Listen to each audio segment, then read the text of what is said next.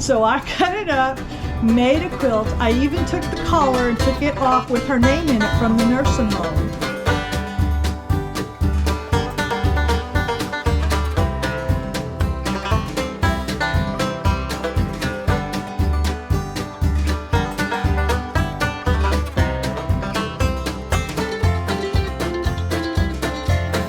But it is my grandmother's housecoat quilt. So perfect. That is a good story.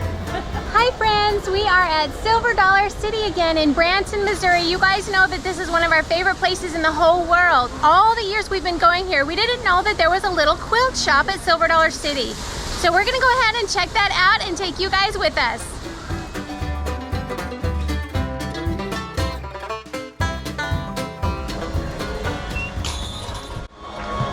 Good morning, come on. Hi, how are you? Good, how about yourself? I am so good. I'm glad. Do you love working here? Absolutely. Absolutely. I finally got the job doing what I love. I always did this on my off hours, you know. Yeah. But, So you're a quilter then? oh yeah, years and years of it. Are you comfortable being on my little YouTube video? Sure. So what are you doing right now? Actually, I am cutting out pieces for a quilt that I'm about to make. So do you have like a pattern? Actually, yes. This time, a lot of times I don't, but usually I do. Here, this is the pattern. It's going to be a jelly roll called Tiddlywinks. Tiddlywinks? Yep, that's Who what it's doesn't called. want to make something called Tiddlywinks? I know, and I got this cute little tool here. I don't know if you've ever seen a rotary cutter. Uh-huh. It's like a razor blade, Nice. and I can cut very precisely around that thing. And anyway, things have gotten so much easier now. We're not really in the 1880s. I just thought I'd let you know. So things have gotten way easier now for quilting. Now who made the little tiny quilt over there? Oh, that one. That one was Yeah. done by a lady in Joplin. Okay, we have somebody that does a lot of our samples because we just don't have. First of all, we don't have the quilting machine here. Right. Isn't that beautiful quilting? Yes. Anyway, the lady, Miss Kate, actually retired this year. Okay. And she found a new lady to take over who happens to have 2 quilt shops in Joplin. Oh. I might as well give her a plug. One is the Yes. Fabric Merchant and one is Bittersweet in Joplin. And anyway, when Miss Kate retired, she went ahead and said, sure, I'll take it over. Silver Dollar City didn't want to lose it. Nice. Nice. Yeah, that's gorgeous.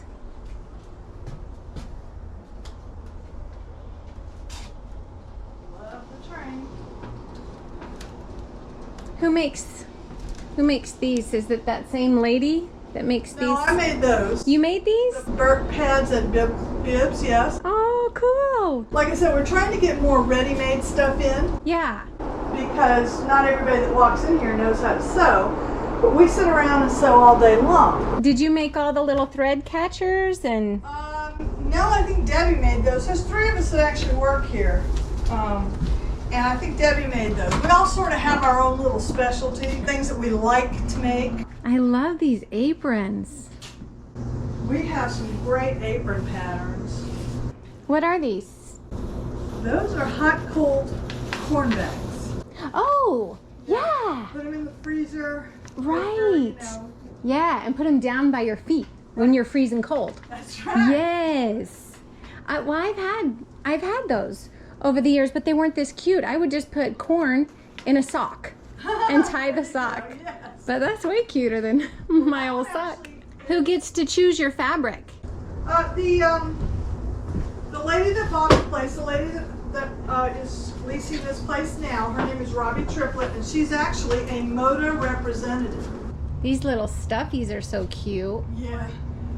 It's kind of a labor of love, It is. you know, because if I made that for my kids, which I can and I have, my kids are silly, they tell me they're at quilt saturation. Anyway, if I made that for my kids, I certainly couldn't pay $1,000 to give to my kids. I just couldn't, Right. you know? Right. But I'll give them my labor. That is funny how quilting works, because if a quilter makes a quilt, if they sell it, they want a lot of money for it, and they should. Mm-hmm. So they want to sell it for a lot of money, or they're willing to give it away, but they don't want to sell it for just a little bit. And I totally get that. Yeah. Totally get that.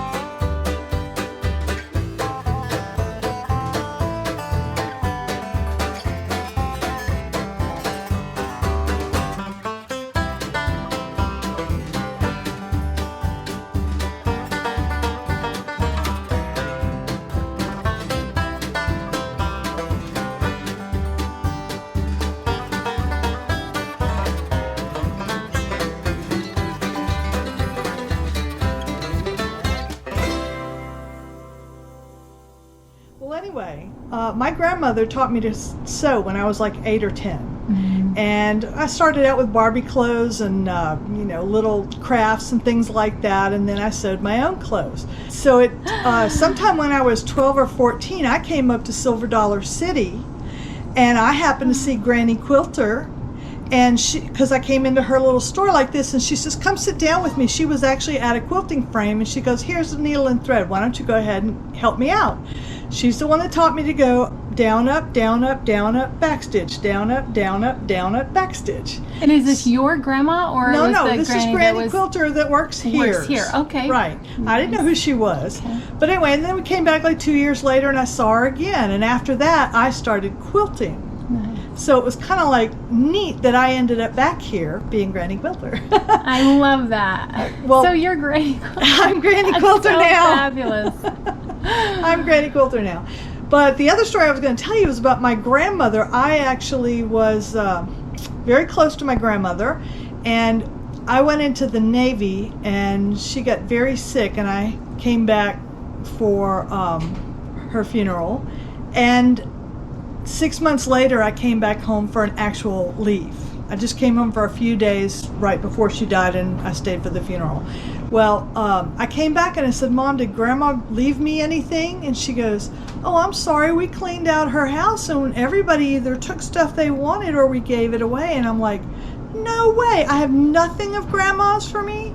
And she goes, well, let me see what I can do. And she went into her closet and she got this really ugly house coat that she wore at the nursing home, and I'm telling you, it was salmon pink, it was lime green, it was neon yellow, and some other colors that were just awful. And do you know, I had that thing hanging in my closet for 10 years because I couldn't figure out what to do with it.